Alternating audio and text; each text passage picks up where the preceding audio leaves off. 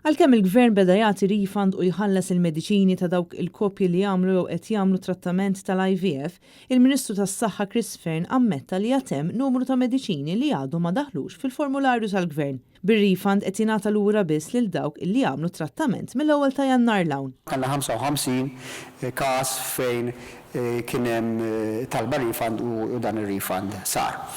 U hekk jibqa' jiġri u issa gradwalment jibdu jitlu l-mediċini fuq il-formularju allura dawk jingħataw xejn u dawk li ma jkunux għadhom fuq il-formularju jibqa' jingħata refund tagħhom. Waqt konferenza tal-aħbarijiet li saret fil-Ministeru tas-Saħħa, Chris Fearn ippreżenta l-emendi għal-liġi tal-IVF hekk kif issa din il-liġi mistennija tibda tiġi diskussa fil-Parlament fi stadju tat-tieni qari.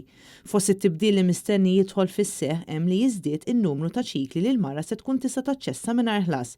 Sal-lum il-liġi kienet tippermetti li koppja tagħmel użu mit-trattament tal-IVF għal tarbija waħda, iżda issa din se tkun tista' ssir għal żewġ titfal. Emenda oħra ili li tasa biex persuna tagħmel l-IVF se titlaq għal 45 sena, filwaqt li l-persuni li jagħmlu 3 ċikli se jkollhom l-opportunità li jagħmlu ċiklu ieħor mingħajr ħlas.